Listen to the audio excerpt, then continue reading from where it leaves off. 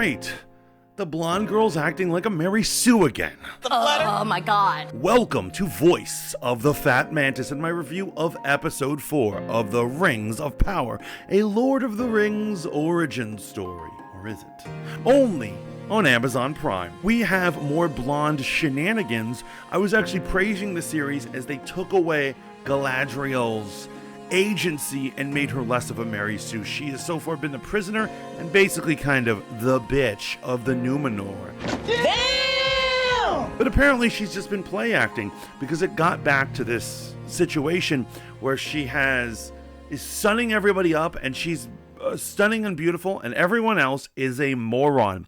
I'm going to trash talk her a little more, but there were some things about this episode that I liked, particularly the last 10 minutes. But before we get into that, I would like you to like, share, and subscribe to Voice of the Fat Mantis. I would appreciate your support. We're going to go character by character, and we're starting with the blonde menace, Galadriel. Now, she is still continuing to be an edgelord, angry, vindictive woman who's woke and empowered and ready to give it to the world. There's nothing else going on about her character. She has no emotions. I don't think she eats, sleeps, or really cares about anything other than pushing a really hard to enjoy character. Hello, I am doing well. How are you? Some examples include helping people with disabilities, conducting research, and acting as a companion. Now trust me, there are angry characters who want revenge that we like a lot in other fictions. However, it's because we get to see the human side. Now I know I'm talking about an elf here, but in general lighting, remember, as a rule of thumb, when you're watching the story of an elf, you don't like them because they're so elven. You like them because they're so human. That's right, we have to see the human elements of all these species. Vulcans are very human, Klingons are very human. That's why we understand these creatures, because of their human aspects. And she so far has none. She's two-dimensional, and I think really bad for a lead. I think she'd be good as a side character, but she should not be the leader of any D&D party. That is for sure. Now, she ends up getting to see through a seeing stone the visions that the Queen of the Numenor has been seeing. It's the fall of the Numenor, which tidal waves will destroy it all. And it's going to start with the cherry blossoms raining from the heavens. It looks like snow, but that's actually cherry blossom stuff. And what it is the Queen and Galadriel have to come to this point of view of understanding each other's point of view. And it's served as a very heavy-handed metaphor about whites and blacks in America coming together to overcome evil. It's not the greatest story ever told. Now, why am I going into this whole Mary Sue thing? There is a ridiculous scene, so silly. It was done incompetently on every level, from the way it was filmed to the way it was written to just logic of it. She's the prisoner of the Numenor, and during a prisoner transfer, she starts fighting 4 highly trained and armored guards who have her surrounded, and she gracefully defeats them like they are literally nothing. Like this was Crouching Tiger, Hidden Dragon. The worst part is in the middle of her sunning them up, they pan away and they show where the action isn't. And at the end of it, she's able to disarm them and trick them or beat them to the point where they trip or stumble like circus clowns into the prison cell where she's able to lock them up again. It was the most ridiculous thing I've ever seen. Some people compare the action to Legolas, and I dig that. But this goes far past Legolas. This is quite literally insulting and not enjoyable to watch. I really hope that they limit this kind of tomfoolery, because I certainly don't appreciate it. I'm not loving this chick. LRon. Now, I'm glad he's back in the story. I really missed him. And so apparently this show is really bad at showing us what time frame is going on, because it appears as if months have gone by. They have the first base of the tower and the first few stories of the tower already constructed, and it looks like LRon has been chilling for some time. However, the other stories don't seem to be going by the same timeline, so I'm really confused as to what's going on. There's no way Galadriel or Hot Elf have been in their situations for months. There's just no way. They've been in there for a few days. If there are a few months, well, they're just a bunch of time-wasting fools. So we get back into LRon, and it gets into what I think is probably the worst part of prequel telling. Very often people feel they need to explain everything. In the Han Solo movie, they felt they needed to explain how he got his blaster, or his leather jacket, or certain catchphrases he uses, or his last name. It got excessive to the point of silliness, and that's where this show is going. They're giving us the origin of the two towers, of Mordor, of Mount Doom, of the forging of all 20 rings of power, and the origin of Sauron, and what God knows what else. They might even throw in Gandalf for all I know. It's telling us the origin, and they literally get to this point in the LRon story where they feel they have to give us an origin to Mithril, the mythological super metal that the dwarves use to forge weapons. It is utterly ridiculous that they felt they needed to create an origin for a metal. I have a feeling that Elrond's story doesn't really have a plot. If you notice, they're beating around the bush, and you remember he was the first character in episode 3 to drop him out of the story, to remove him, because I don't think they know what they're doing with this character. They know of him from The Lord of the Rings. They know he'd be alive in this time, and they just decided to put him in here. But if you're going to waste my time, I don't appreciate it. Now, the part I do like is the part about Durin, particularly when Durin gets to have a heartwarming conversation with his father, King Durin. All the dwarves are Durin. No, I'm kidding. It's just a family name, but it was heartwarming. It was cute. It felt very Tolkien, and it felt very fantasy, and I was very much into it.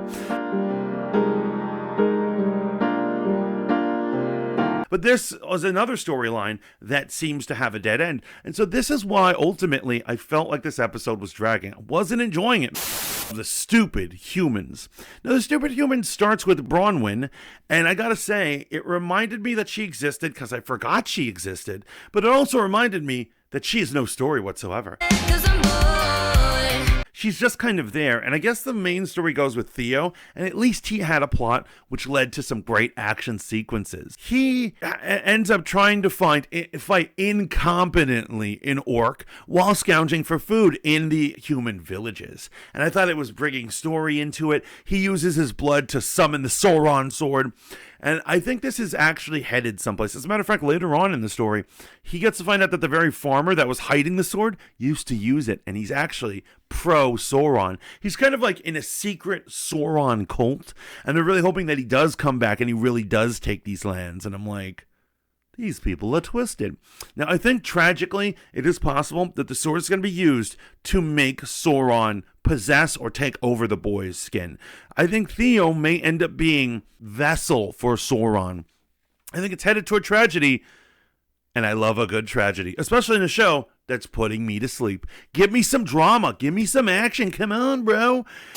Hot elf comes and he saves the boy at one point where I was not expecting that at all, and it led to a really great action sequence. Now, speaking of Legolas, we love Legolas's shenanigans, and we get to see this in the forest. There's a part where they're being chased. He looks back, he shoves the boy to the ground.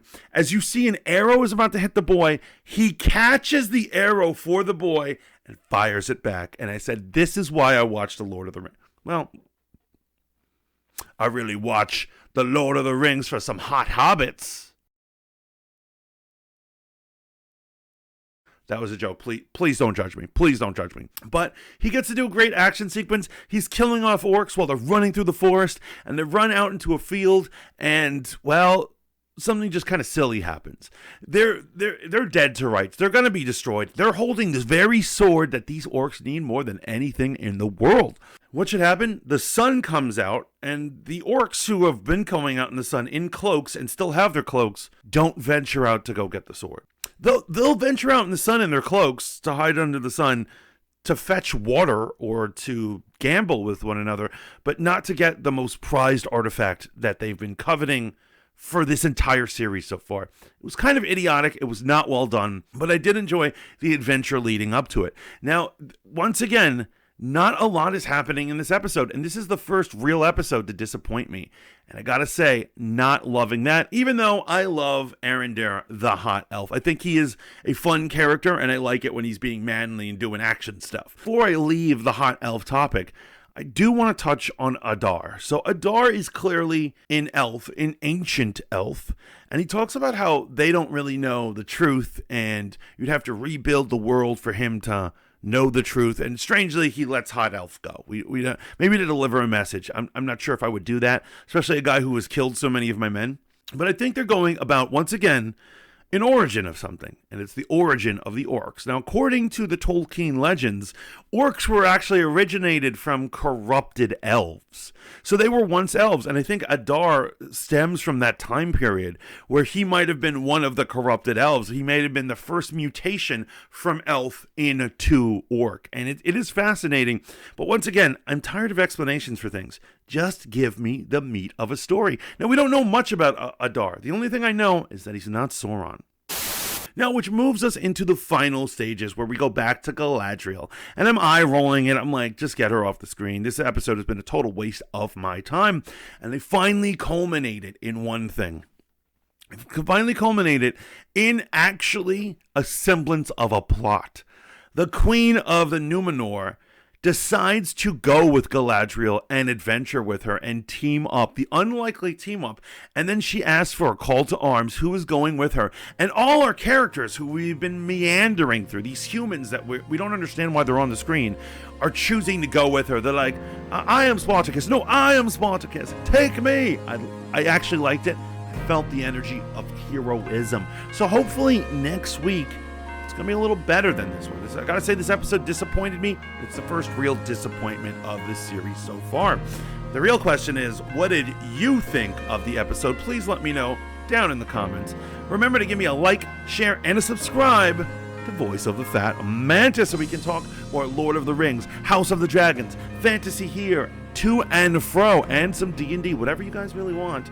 Just let me know in those comments. If you don't speak, I won't know. And until next time, ciao for now.